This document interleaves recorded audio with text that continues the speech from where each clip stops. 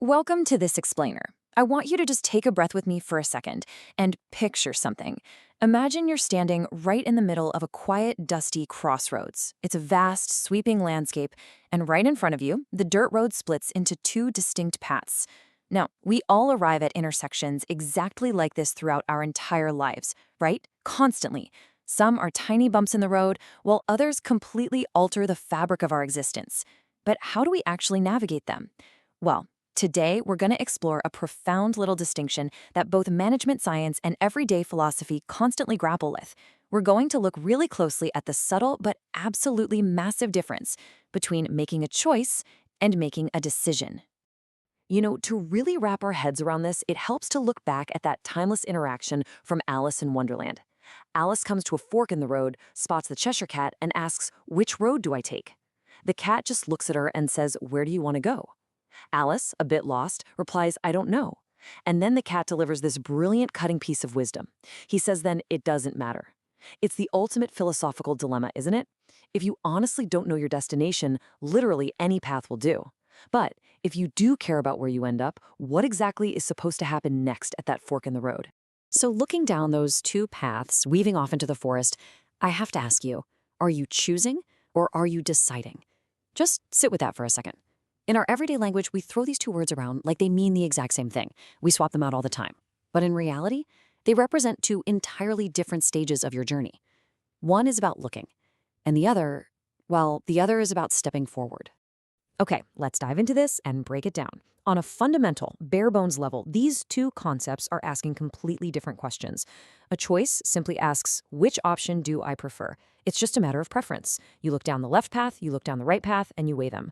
A decision, on the other hand, asks a much harder question. What am I actually going to do? You see, you can express a preference for a certain path all day long without ever actually taking a single step.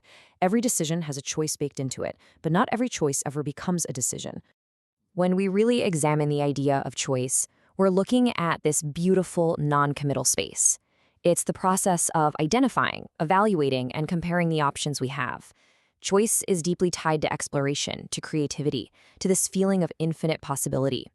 It's the sandbox where we gather our information, check in with our intuition, and align our values. In the realm of choice, every single door is still open. You're simply reading the road signs and imagining what the journey might look like. But a decision, man, a decision brings weight. A decision is the heavy, highly consequential act of actually committing to execution. When you make a decision, you are officially stepping out of the realm of what if and right into the realm of reality. You are actively abandoning the alternatives. You're accepting the consequences. You're taking on the responsibility, and you are owning the required follow-through of that specific action. If choice is examining those two dirt roads, decision is planting your boot firmly on one of them and walking away from the other. And the fascinating thing is, this mechanical dynamic of commitment weaves seamlessly into literally every arena of our lives. Take the corporate boardroom.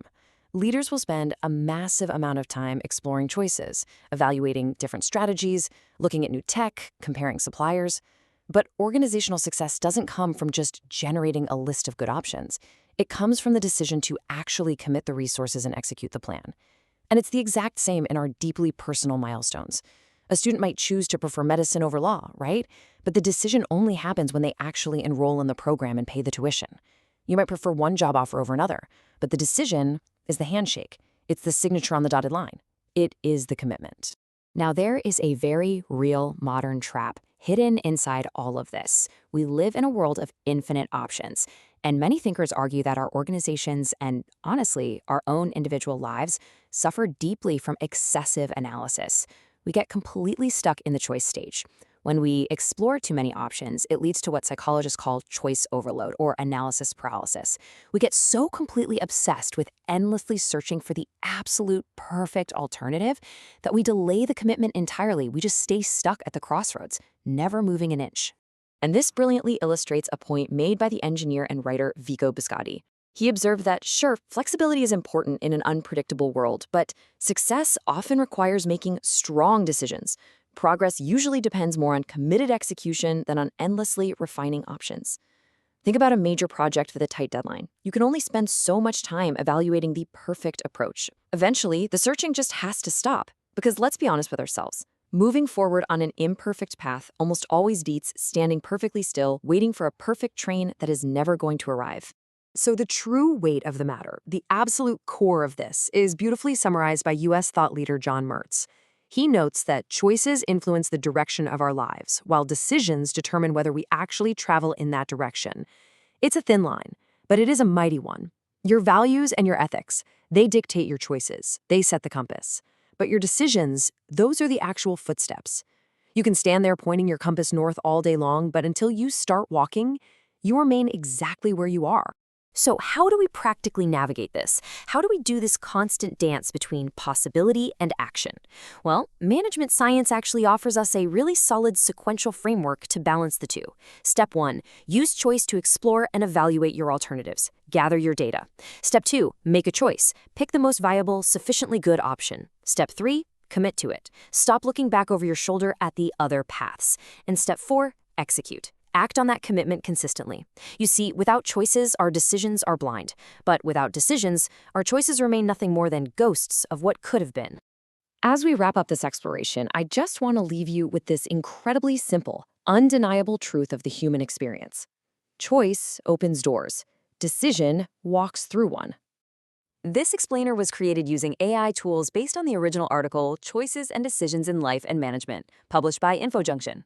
For more articles and explainers on similar, thought-provoking topics, please visit the InfoJunction WordPress blog and YouTube channel. Until next time, I really want you to look closely at the crossroads you're standing at right now in your own life. Are you just going to keep admiring all those open doors, or is it finally time to walk through one?